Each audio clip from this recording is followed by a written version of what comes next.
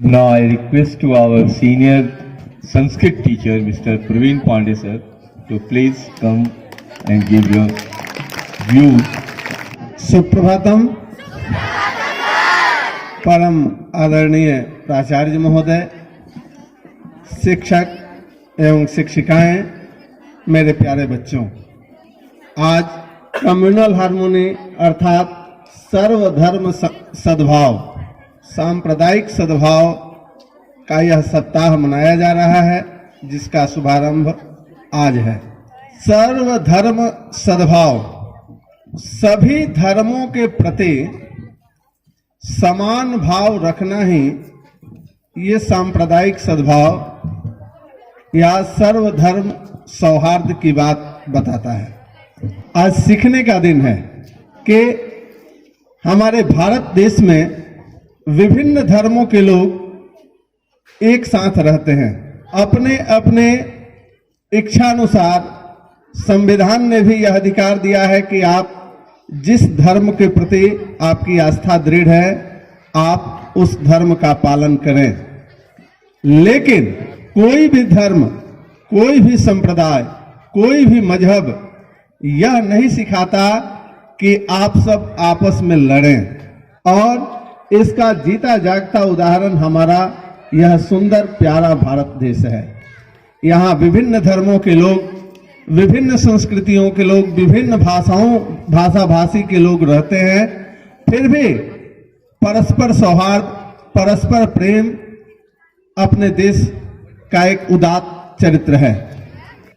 हम सभी भारतीय संपूर्ण विश्व को वसुधैव कुटुंबकम की भावना रखते हैं, संपूर्ण विश्व को अपना परिवार मानते हैं। ये विशेषता हमारे भारतवर्ष की है। हम अलग अलग धर्मों को मानते हैं, अलग अलग संप्रदाय के नियमों के अंतर्गत अपना जीवन यापन करते तो हैं, लेकिन इन सबसे ऊपर राष्ट्र धर्म की जब बात आती है तो हम सभी धर्मों के लोग आपस में मिल करके और अपने देश की अखंडता, देश की एकता, इसकी सुरक्षा में लग जाते हैं। और आप लोगों ने इतिहास में पढ़ा होगा, जब हमारा भारतवर्ष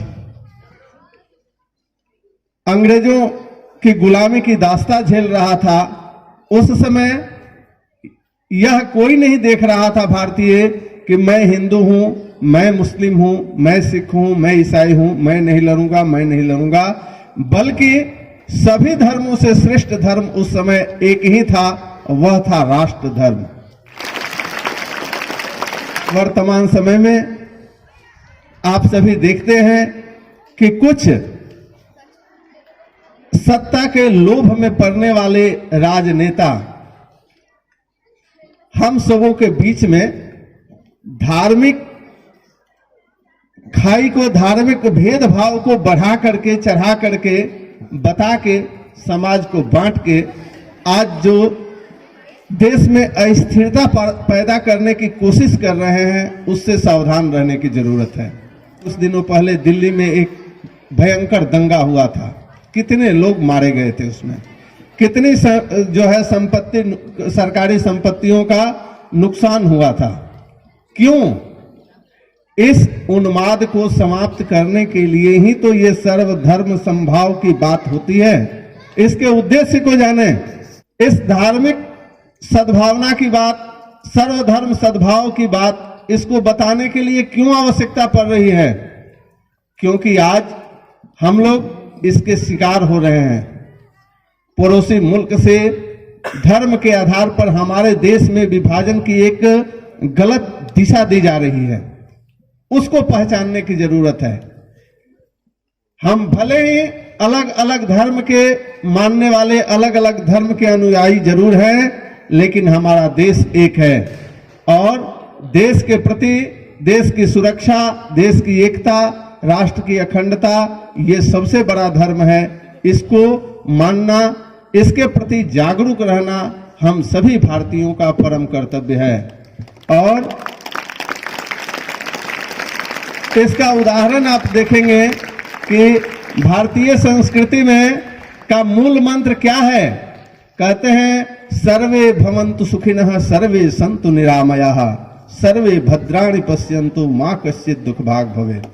प्यारे बच्चों, हम किसी एक धर्म, किसी एक जाति, किसी एक मजहब के लिए सुख की कामना नहीं चाहते, अपितु हम सर्वे भवन्तु सुखिनः, सभी लोग सुखी रहें यह प्रार्थना करते हैं, सभी निरोगी रहें यह कामना करते हैं, सभी अच्छाइयों को देखें यह कामना करते हैं, कोई भी दुख का भागी न बने, ये हमारे भारतीय संस्कृति का मूल मंत्र है। लेकिन कोई भी धर्म, कोई भी मजहब, कोई भी पंथ यह नहीं कहता कि आप अपने देश की अखंडता के साथ, देश की एकता के साथ खिलवाड़ करें, और ऐसा जो करते हैं वो वास्तव में देश के लिए देश में रहते हुए गद्दार हैं। इसलिए अपने भारत माता से, अपने भारत देश से, सभी धर्मों से ऊपर उठ करके हम लोग अपने देश की रक्षा को सर्वप्रथम माने और संपूर्ण विश्व के निहित अच्छी कामना करें। इन्हीं संकल्पों के साथ ये जब तक उद्देश्य साफ नहीं होगा कि हम सभी मिल करके इस देश की रक्षा करेंगे, चाहे किसी भी धर्म के हों, किसी भी मत को मानने वाले हों, तब तक ये सर्वधर्म संभाव, कम्युनल हार्मोनी की बात बिल्कुल झूठी हो जाएगी। इन्हीं शब्दों के साथ Om Shanti.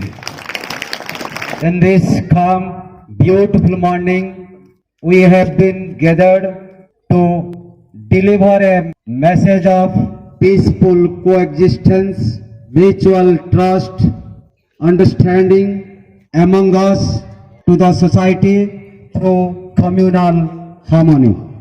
Now I would like to tell you the words of Sri Vishwaguru Rabindranath Tagore.